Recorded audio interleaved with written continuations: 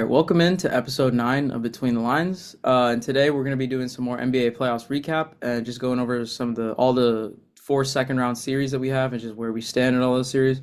We're first going to touch on the series that just ended yesterday, the first conference semifinal series to end. And that's going to be the New York Knicks taking down the Philadelphia 76ers in a clean sweep, 4-0, taking down the Sixers on their home court, which looked more like Madison Square Garden South with the amount of Knicks fans they had in there. But just a dominant performance from the Knicks over the series in general, especially in all the games except for game two really were not contested at all. Really blowout wins by the Knicks. Game two, especially seeing the one without Embiid, was actually one of the ones where it was closer, but just not enough from Tyrese Maxey and Paul George to pull out that game two. And the Knicks get the sweep moving on to the conference finals, their second straight conference finals after making it last year against the Pacers. Honestly, there's not too much to touch on in this series in terms of what our big takeaways are. We kind of saw it was more like a empty the tank, empty the clip type of series from the Sixers in their last round against the Celtics, coming back from that 3-1 deficit, Embiid coming back and really looking like a superstar, especially towards game 5, 6, and 7 towards the end of the series, finishing off in the 3-1 comeback, and especially Tyrese Maxey playing well too. But you just saw they just weren't able to do anything in this series against the Knicks. And the Knicks have been playing together, playing really well this whole playoff so far. There's really only been 2 games where they haven't played to the best of their abilities. Almost every other single game they've played have been blowouts or at least comfortable wins. Just those game 2 and game 3 against the Atlanta series were some tightly contested games. But they've just been on a roll. They look like they're an absolute heater. They look like a potential finals team this year. This could be one of the probably the best Knicks teams since like one of the 90s teams or something like that. You got to think in like the 2010s, like some of those teams, like Knicks fans weren't really convinced they'd make a conference final run or anything like that. Even last year, no one really expected them to like be beating Boston or something like that. So this is probably going to be one of the teams the Knicks fans have been feeling the best about in their last couple of years. But any thoughts on the series, Tish? Just like anything from the Sixers side of it or the Knicks side of it. But like I said, not really much to like take away from this on an analysis point of view. Yeah, I mean, I think you pretty much I agree. There's not much to talk about. I think I'll own up. I thought it was gonna be a close series. I had Knicks in 7, but it's a lot shorter than that, Knicks in 4. But just like the Knicks, kind of as we talked about, the reason why we thought they'd win was just like their insane depth. And we kind of saw it in game 4. Like who would have thought the leading scorer would be Deuce McBride of all people in that game? Like they shot the insane efficiency. I think they tied the record for most first quarter threes in the playoffs of all time. Just overall like masterclass performance from the Knicks from beyond the arc. And then on the other hand, the Sixers, Tyrese Maxey, he had a pretty rough game, shot poorly, still got like 17 points, but it's just I don't know. Like when you get deeper in the playoffs, depth prevails as we saw. The series is the perfect example. And for the Sixers, it's like I feel like this is where they kind of move in a different direction. We even saw kind of like Embiid talked after the game. He was like even though we lost, like for me, this was kind of a success. I don't really know if that's what you want your star or one of your star players to be talking about. Obviously, like he's talking about his injury history, and yes, good for him. He finished the season relatively healthy, but you just got swept on home court. Not really supposed to be talking about that. And then for the Knicks, like as excited as they are, like for sweeping like a like geographical rival, I think there's just as much pressure on them to make the finals now because they're not going to get an easier path to the finals, and I wouldn't say their championship window is like closing anytime soon, but it kind of feels like a win now year with all these contenders out, like the Celtics out, no Giannis, no like Halliburton. So if the Knicks find a way to lose in the Eastern Conference Finals, regardless if it's Detroit or Cleveland, I think the fans are going to be as disappointed as they were excited for this series. But overall, I think the Knicks just got the brooms out, swept the Sixers, sent them home, and not much else to really talk about here. Yeah, and I think one big thing, probably the biggest thing coming out of this series for the Knicks that you want to monitor is the health of OG Anunoby and the status of him going into the Eastern Conference Final Series against either the Pistons or the Cavs. We saw him go down with that hamstring injury at the end of Game 2, and he didn't play in Games 3 or 4, which I thought was smart by the Knicks. Even if the Sixers were to win one of the games on their home court and maybe have the series be 3-1 right now, I still wouldn't have played OG Anunoby until the series was tied, and obviously they didn't need to worry about that because they won both those games. But you just want to make sure, okay, is this something that's going to linger into the next series in the Eastern Conference Finals? Obviously, the Knicks, like you mentioned, they're playing with a lot more depth and a bigger rotation than they did under Tom Thibodeau. But you just like, especially because he's been one of the best, but probably the best player on the Knicks just overall. Like obviously Jalen Brunson still their best player like during the regular season and things like that. But the way he's been playing these playoffs, just the shooting percentages from the field and things like that, how he's been playing on defense, he's been playing really well. So is that something you can expect to continue to see even after he comes back from his injury? But you just want to make sure that he's healthy and going into this Eastern Conference Final Series for the Knicks. And like you mentioned with the Sixers, they're probably gonna have to take a look and just repivot their whole thing and be like, we can't really build around Embiid and the health just with the uncertainty with his status. Or we're gonna look to trade the Paul George contract, and you really want to build this new future around the backcourt of Maxey and VJ Edgecombe. So let's go from that series. Let's pivot to the other series that looks like it's on the potential of ending.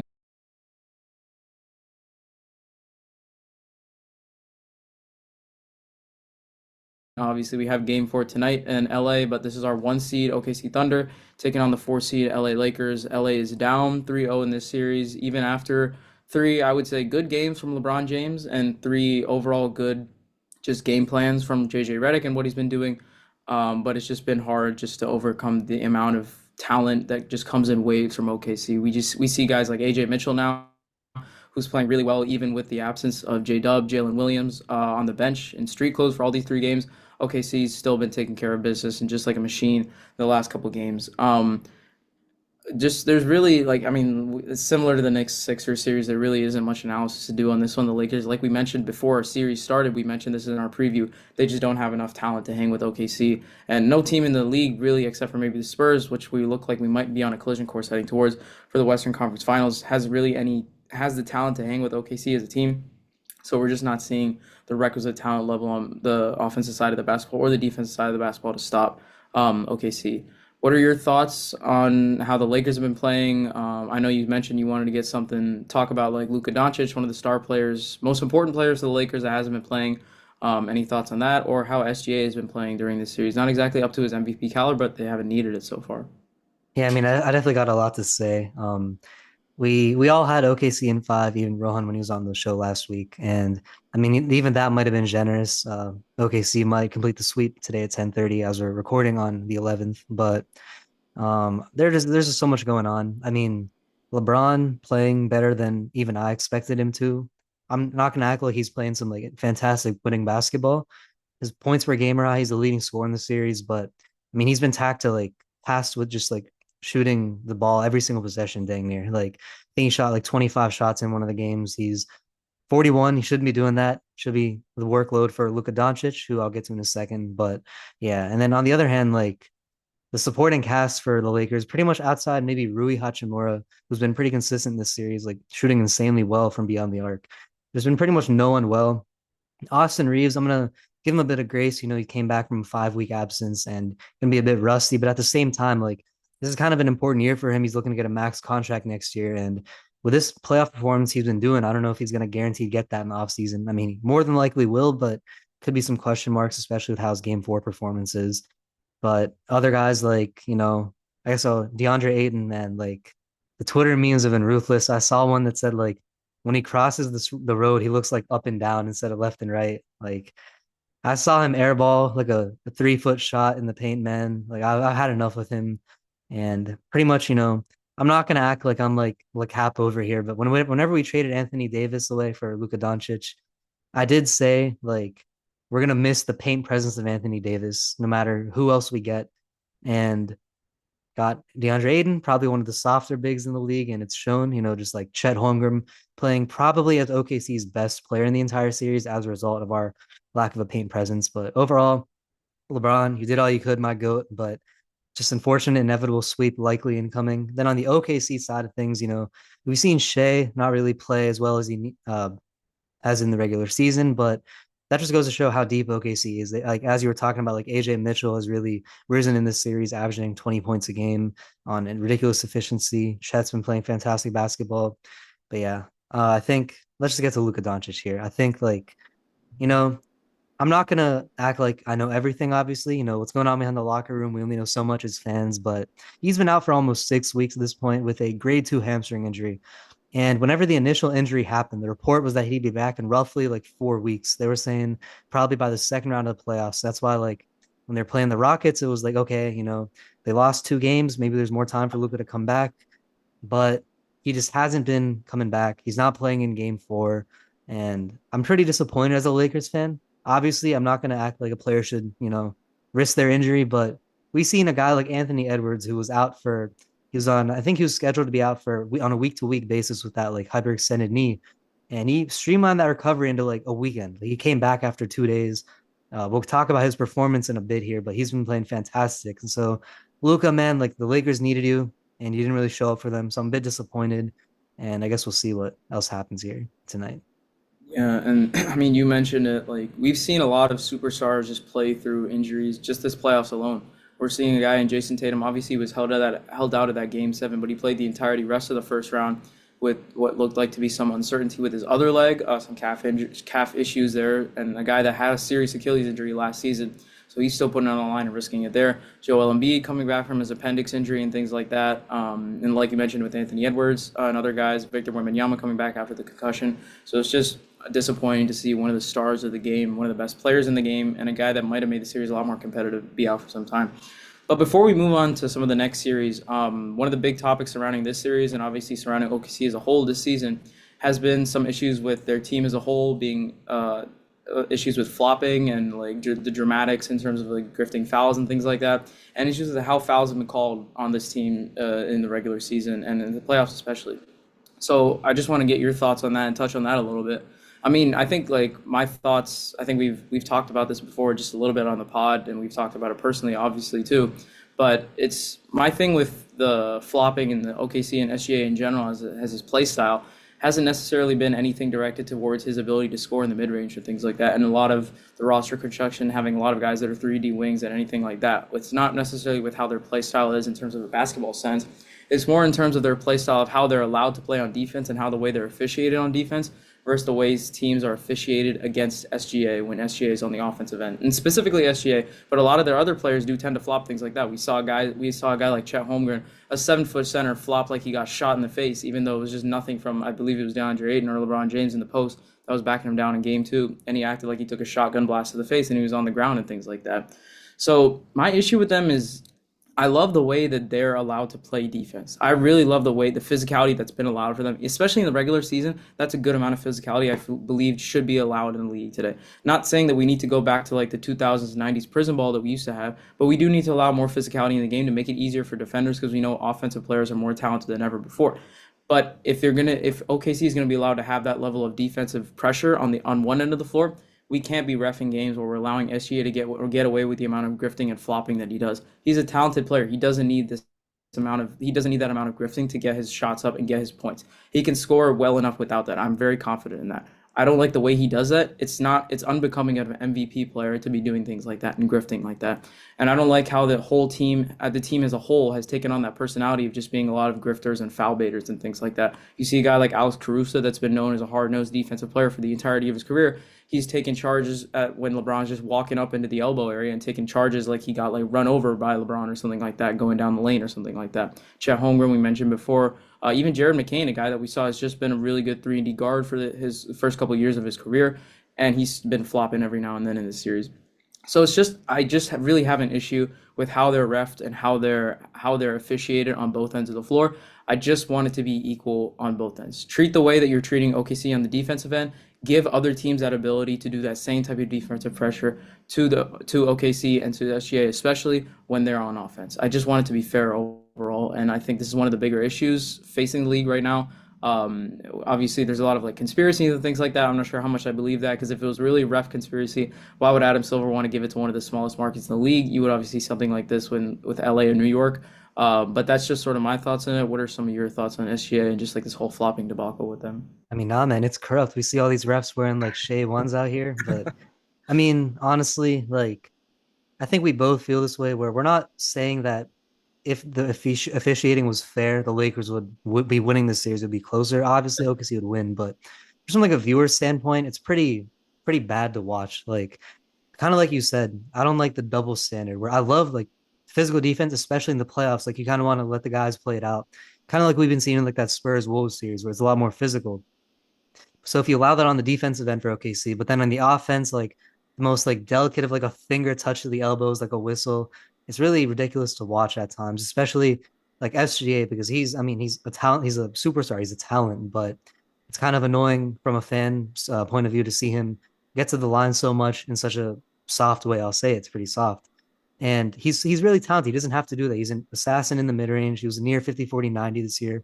But like why? In the playoffs, don't have this double standard of letting OKC be physical on defense. We got like football players like Lou Dort and Alex Caruso out here, like body checking people, landing in people's landing spaces. Fine, don't call that, but then give the same love to OKC on the Lakers when they're guarding OKC on offense. So I don't know. Definitely something that has to be addressed going into like later series. We've kind of seen it with other guys who like Steph Castle in the Spurs was becoming like a Shea 2.0. Even Jalen Brunson's had a bit of a tendency to be kind of like a foul grifter, but it's definitely the most apparent with Shea Gilgeous-Alexander and OKC as a whole, for sure. Yeah, and I think, like you mentioned, we're going to talk about that Spurs Wolves series right after this. So it's perfect leading into it. But you just talked about how like the physicality in that series is something that every fan is really loving.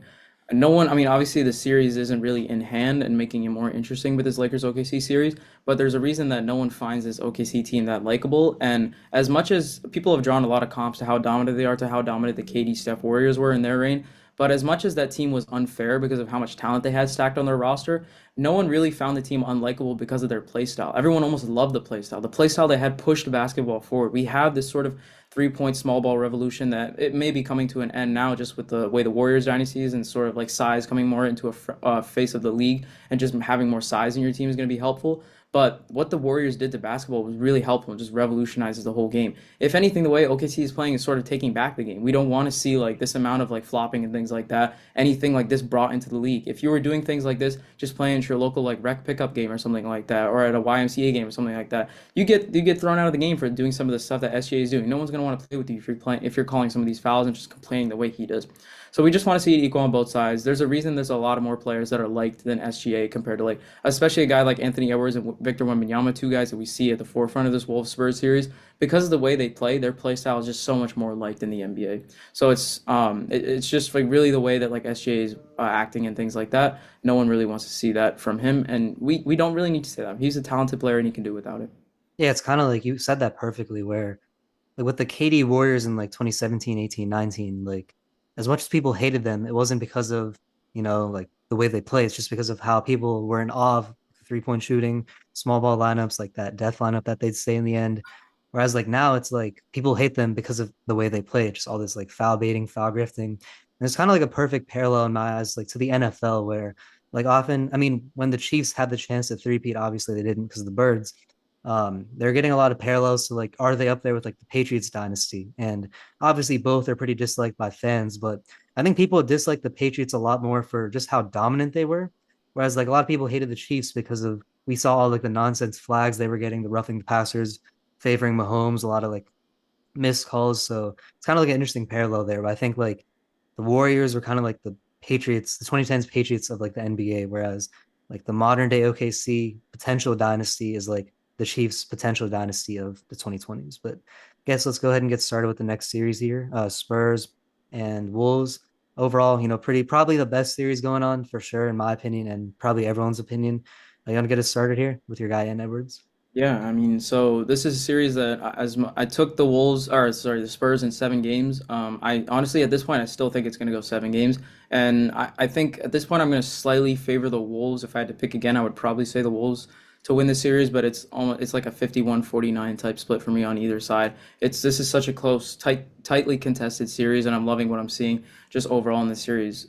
So Game 4 obviously just happening last night with the Wolves getting the win there on their home floor to take the game 114 to 109. And just a lot of the notes that I wrote down when I was watching this game was just almost being in awe of what Anthony Edwards did in the clutch time, especially in that fourth quarter, dropping 16 points in the fourth quarter and just playing really well, hitting the three ball, hitting the mid range, getting to the rim, and especially one of the biggest things that happening in the game in the second quarter. Victor Wembanyama gets ejected for obviously an intentional and dirty play where he elbows Nas Reed there. There's no like two ways about it. That was obviously a dirty play, and I think he was rightfully so ejected from the game. I'm glad he didn't get suspended. He was not fined either way. That's like more of like that doesn't really matter to us in terms of the fine, but I'm glad he wasn't suspended or anything like that because I want to see this series go the full distance and hopefully at full strength for both teams. But the way that I think the Wolves performed in the clutch, especially with Victor Wembanyama out of the rest of that game and having to start the Spurs having to play Luke Cornett at center was really the way they attacked that. I think was really smart. So a lot of possessions, even though the Spurs would be doubling Anthony Edwards right when he got the ball or like crossing half court, they would have one of the other guards bring it up. I think one of the issues that they had was they would have Iodasuma or Jaden McDaniels bring the ball up, and Ant would still come back to get the ball, but he would trap himself by coming to get it really near half court or something like that, and they would be able to double him right there and sort of create a third barrier with the back court line. So I think one thing that the Wolves are going to try and do just next time is just if they want Ant off the ball and not allow that double team to come, have him come get the ball towards the wing or the elbow or something like that. Don't have him get the ball near the half court line where it creates sort of a border for him. One issue that I do want to talk about with Anthony Edwards, as well as he played in the fourth quarter, I'm not doing anything about that, and he's still one of my favorite players. So I do want to bring this up, but it's an issue with his conditioning. We saw that towards I think it was about 3 minutes left in the fourth quarter, he had to go to the locker room quickly or to the side of the tunnel really quickly just to get some oxygen before coming back to the huddle. As great of a player as he is, and especially at his young age, he's still really great athlete and really great conditioning. But if he wants to be that type of athlete and one of the best players in the game, he needs to up that conditioning a little bit. We saw this 2 years ago on the 2024 Western Conference Final Series against the Mavericks. I think it was game one and game two. We saw Anthony Edwards in the clutch of that game. He was getting really tired, and that was with the way that Luka and Kyrie were able to trade those buckets with the Wolves and get the win in those 2 games. He was really wearing down at the end of those games. So you didn't want to see that from him. And we didn't see that the last year, but you're starting to see that again in this series, so that's not something you want to see. With Luke Cornett in the game, obviously the Spurs aren't that potent of a rim protecting team. So the Spurs aren't really a rim protecting team. So the Wolves were able to take advantage of that. A lot of plays you see a guy like Jaden McDaniels drive in, or a guy like Julius Randle or Anthony Edwards get a lot of rim pressure in the paint and a lot of good drop offs to Rudy Gobert. Rudy Gobert was just waiting in the dunker spot and getting a lot of dunks. He was even able to get an and one dunk and finish the free throw there. So I really like the play design I was seeing from them there. Just a couple bad plays from the Spurs down in the clutch. You saw a bad gamble from De'Aaron Fox to try and get a steal on one of the last Wolves inbound plays, and they were able to get a bucket there, and Idasuma and one bucket. Naz Reid made a lot of clutch plays too, getting a clutch put back late. And obviously that pass from Jaden McDaniels into Iodasumo, obviously a crazy play there. Just Anthony Edwards invoking the name of Falcons legend Roddy White. Very similar catch there to an NFL player. But just a great game from the Wolves down in the clutch, and that's a game you have to win with Wemby ejected out of that game.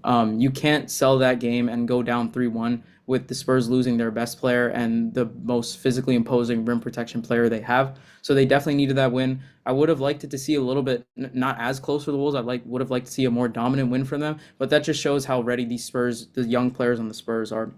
As young as they are, and that's one of the things that we've been worried about the most with their team, and just like, are they going to be ready for this big moment and things like that?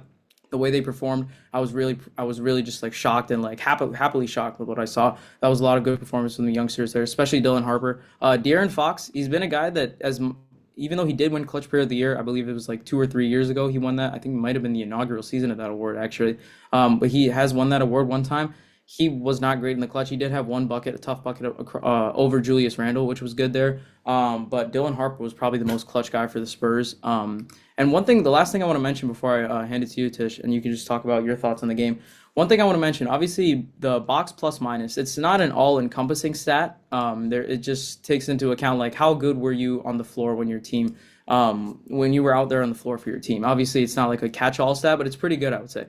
A guy like Julius Randle, who wasn't really efficient at all in the game, and especially in the second half, his shot was just not falling at all. But he was doing almost everything he could on the defensive end to grab boards, grab offensive boards, just get tip outs for its own offensive players to get more possessions and things like that. A guy that shot 5 for 12 from the field, so that's 41%. It's not that bad, shooting 2 for 4%, 50%, but not getting any free throws at all. And a guy that you saw, he was really doing bad just with his offensive bag work and things like that. He was a plus 12 in the game. So that just shows Wolves are full of players on their team that are just ready to do all the dirty work and do the little things to try and get their team the win in any way they can.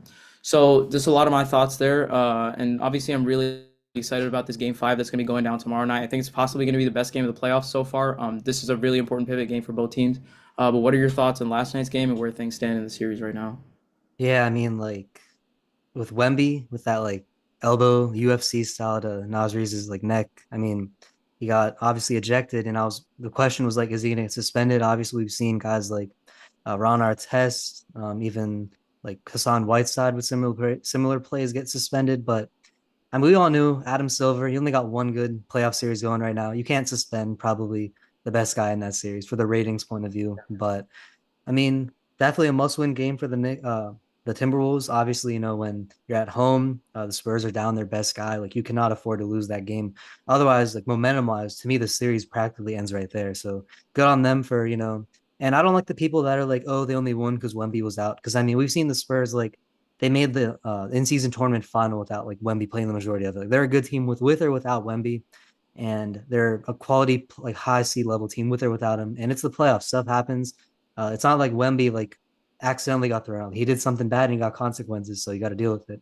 Um, from like the Timberwolves point of view, I think it's interesting you mentioned that conditioning because I saw like in the between timeouts in the fourth quarter, he was like going to get oxygen from the locker room, and especially from a younger guy, you wouldn't really expect that, but he does have a very high like usage rate, like draws a lot of gravity, so cut him some slack there, but still, like we're only in the second round of the playoffs. You're gonna have probably a pretty long run here, and then you're gonna play a very well rested OKC team if you win this series. So got to get the conditioning good, and I don't know, just like Anthony Edwards in the clutch is fantastic. We saw it yesterday, dropped 36.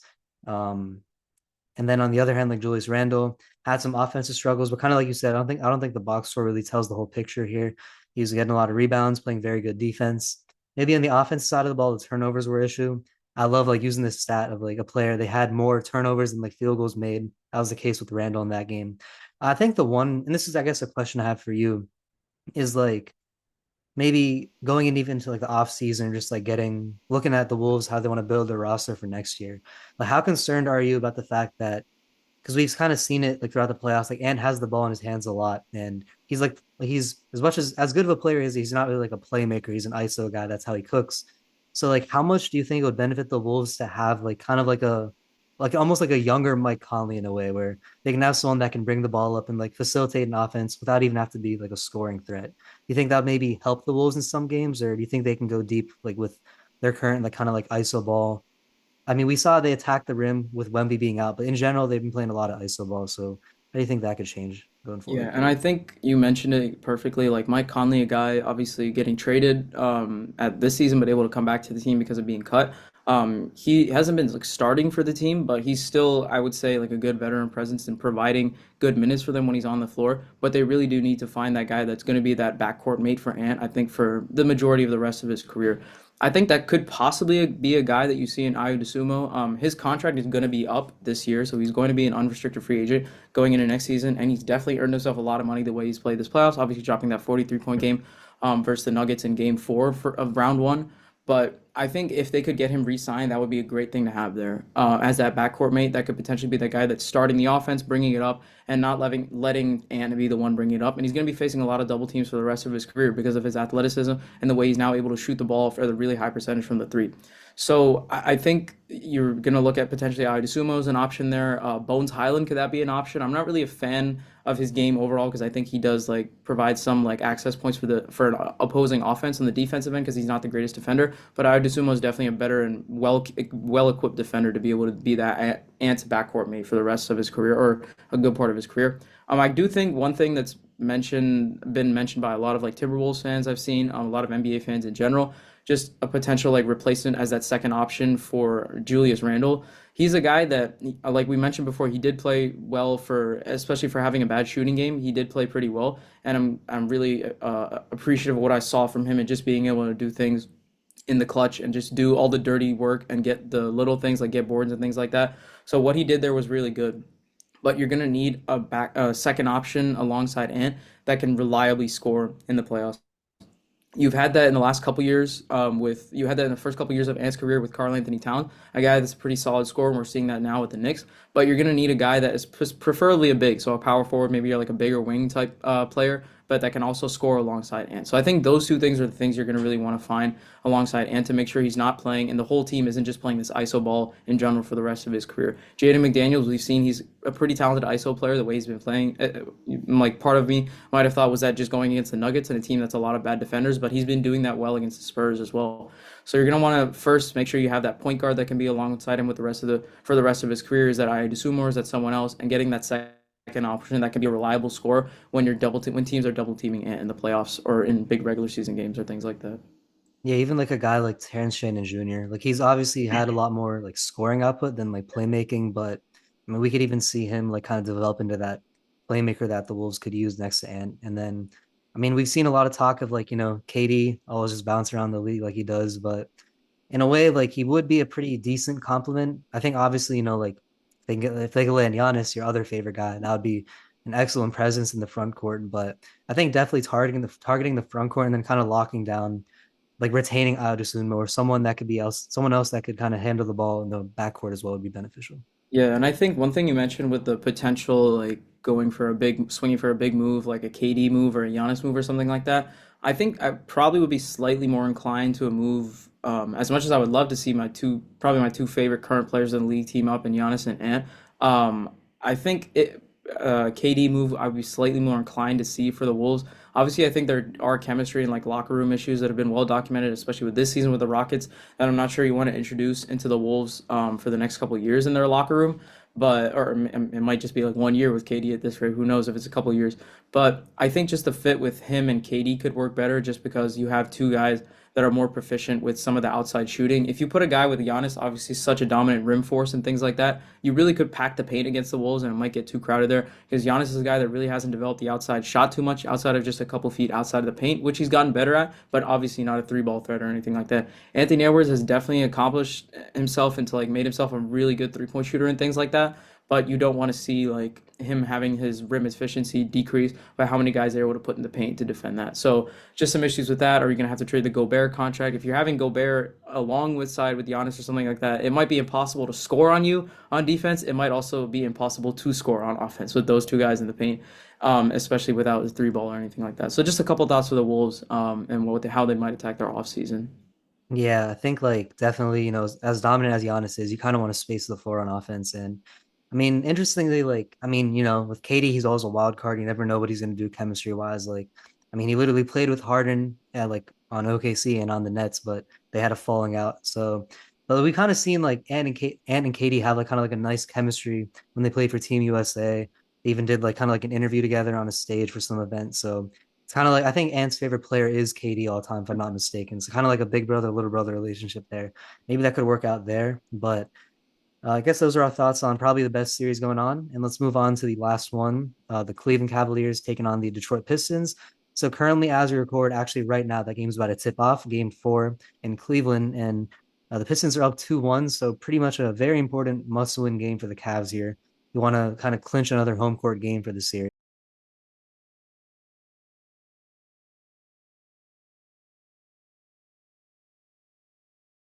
But I think overall, like the wins and losses have been determined by how good or bad James Harden plays. Like we saw the first 2 games, Donovan Mitchell, as much as I love him, he had a pretty rough game 1. And that was also, adding like even like a worse situation, James Harden playing atrociously. I'm just gonna read off his like postseason stats, specifically for like this series. He's averaging 17 points per game. Like, okay, respectable. He's, in the latter half of his career, maybe not as potent of an ISO scorer he was, but he's always been known as like an incredible playmaker. He's always had like kind of like that double double average for a good amount of years on the Rockets.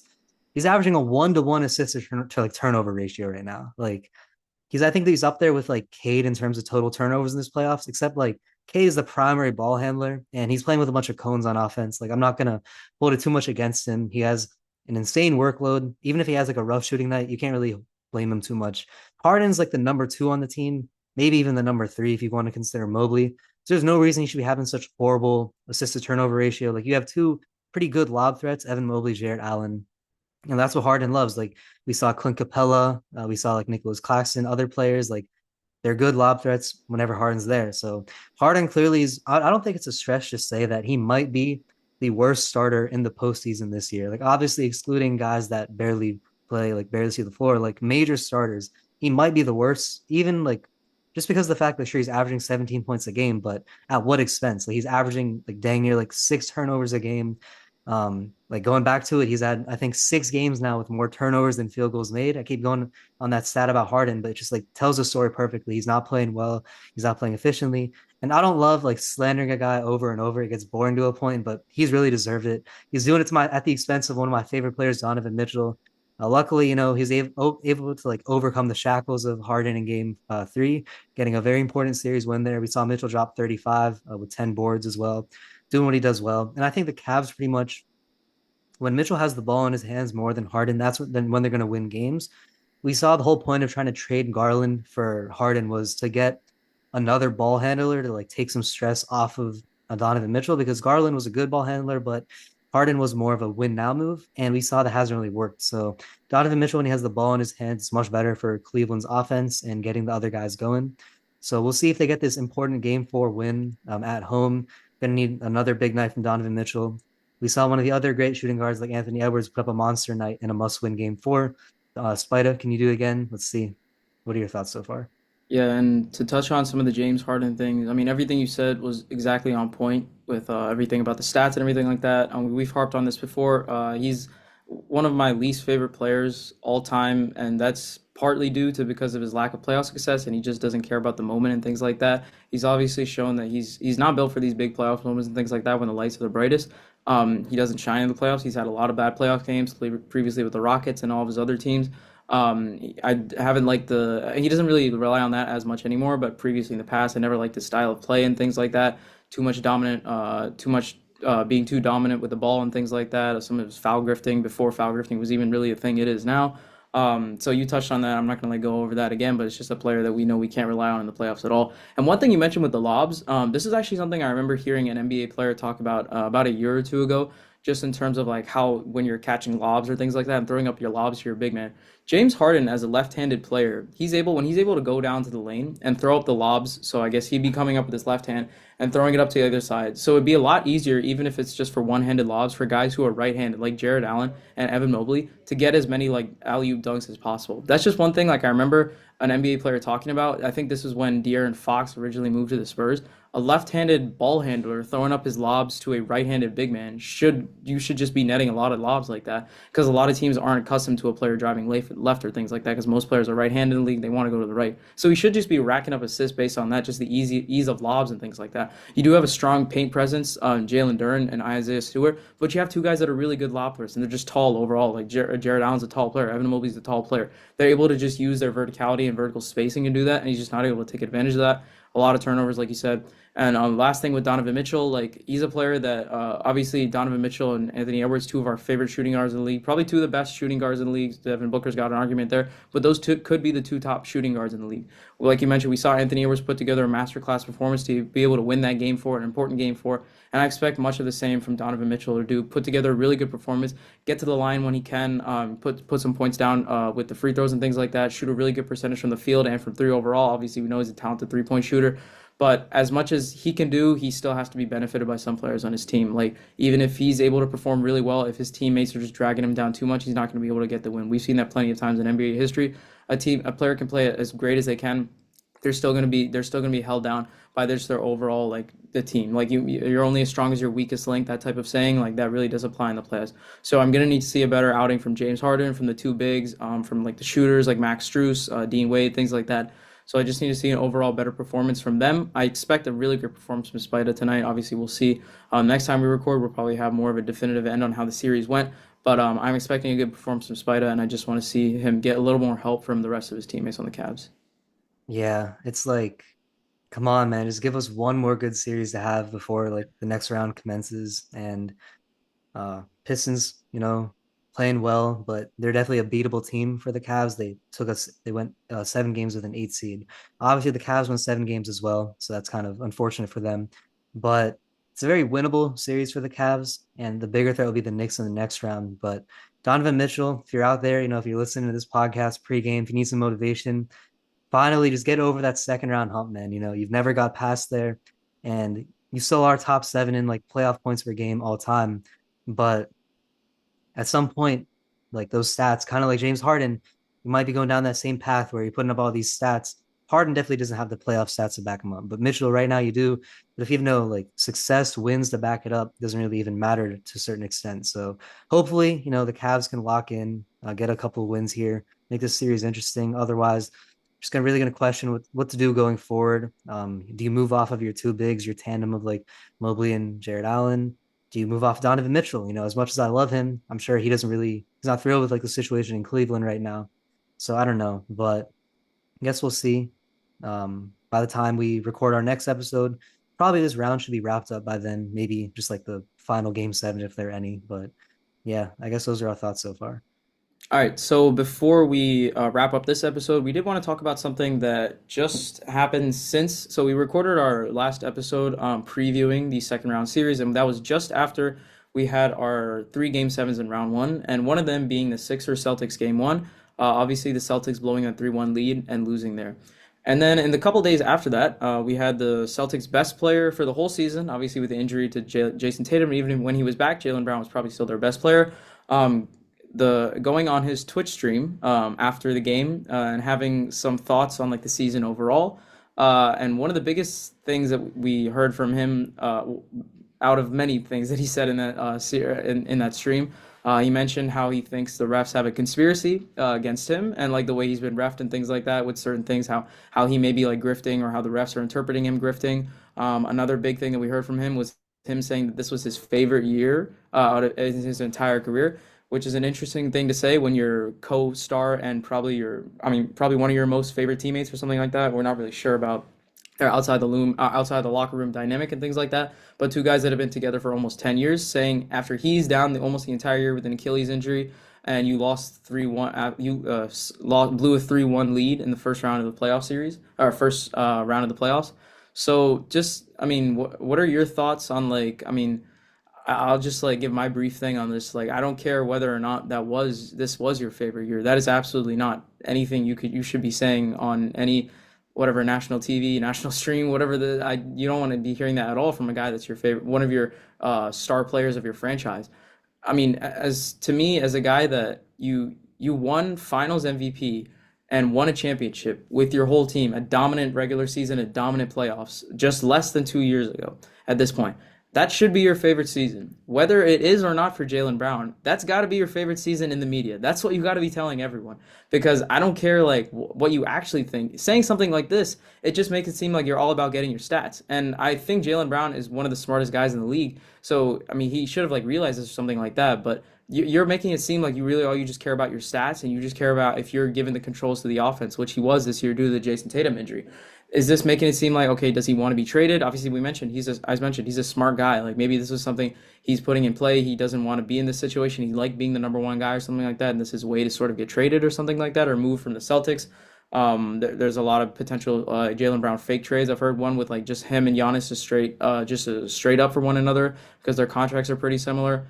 Just, that's not absolutely not anything you can say like at any level. Like that's not, especially. I don't think any GM looking at constructing a roster wants a guy who's going to be the star of their franchise and the face of their franchise, or one of the co-faces of their franchise, saying that he loved the season the most, where his co-star and his favorite teammate was out for the entire season with an Achilles injury, and you blew a 3-1 lead to the seventh seed in the first round of the playoffs. That's not something you should be saying. Any co-star, any player should be staying at all in any form of media or anything like that. But what are your thoughts on some of the things he said? Even some of the stuff I didn't mention, if you remember. But just what are your thoughts on JB and just his overall like reaction to the end of the season?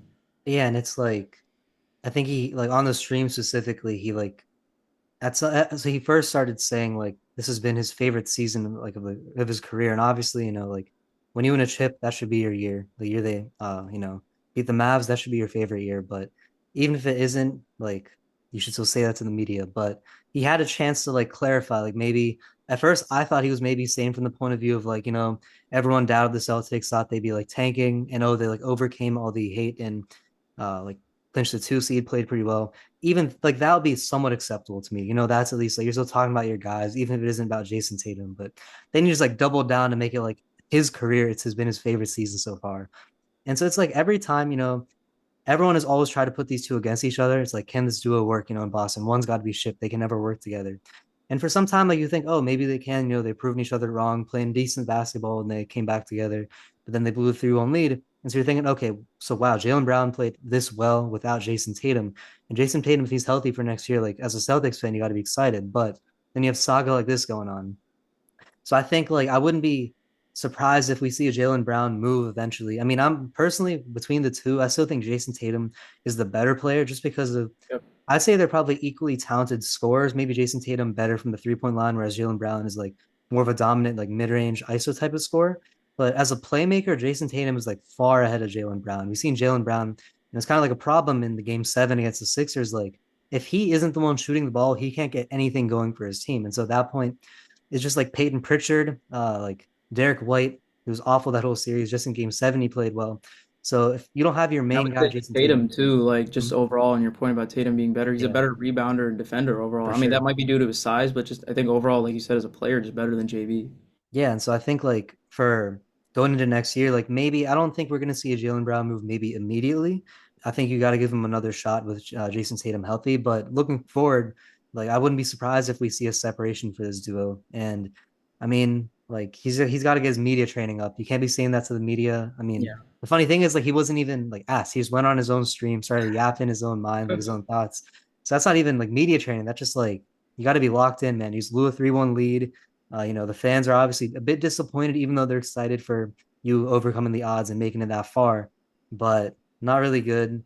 He's got to work on that media training, maybe have like a good off season with the guys. Maybe that'll get him better, but pretty selfish move from Jaylen Brown, if you ask me. Yeah, and I think, I mean, you hit on everything. I think we both like are on lockstep here and just what we want to see from him, but it's just you can't like as a face of the franchise, regardless, we can argue whether or not Tatum is the face of the franchise or is JB, but this season he's been at the face of the franchise due to Tatum's injury, and that's just not something you want to hear from any of your players at all.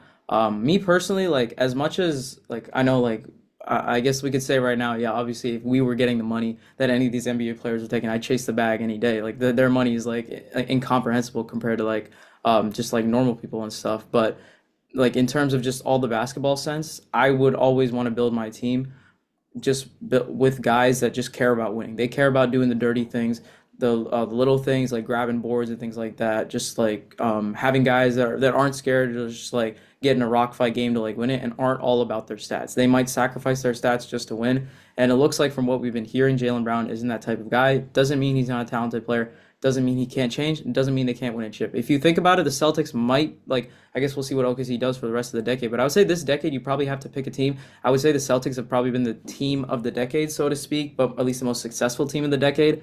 And if you break this up, more than likely you won't be seeing that unless they're able to get some really talented player in exchange for JB or JT, depending on who they move. But they have a chance to keep building something really special. This was a little bit of a setback year, supposed to be a rebuild year, and you ended up getting the second seed. A very successful rebuild year. It was more like a reload than a rebuild. But just I just want to see like you said, better media training and just overall just more common sense from him and just locking in there. Yeah, and especially with like so many teams, like with the rise of like OKC and the Spurs, like a lot of teams, like their championship window probably closing. Like to me, especially like the Nuggets are the prime example where I think unless they make some major moves, their championship odds are they're not going to be one of the favorites going forward. The Celtics, they're probably the only team in the East right now, maybe aside from arguably the Knicks, Pistons in a few years, with like a team that has still championship potential going forward for the next 1 or 2 years. But a lot of that is dependent on can like these two stars be like cohesive with one another? Can they like, as J. Cole said, they act like two legends cannot coexist. Can they prove that wrong? Can they coexist? I guess we'll see. But overall, just not really a fan of what Jaylen Brown did there. Yeah. Yeah. So, well, I mean, that's our thoughts on that. So that's gonna wrap it up for this episode. Like Tish mentioned before, our next episode is probably gonna be when most of these series are gonna be ending, or potentially going into a game seven, which it looks like we could be having on this Wolves Spurs game. Hopefully, we get something like a game six or seven for this Cavs Pistons series. But we'll get our recaps on those series, and then we'll start previewing our conference final series, which we're really excited for. But thanks for listening to this episode.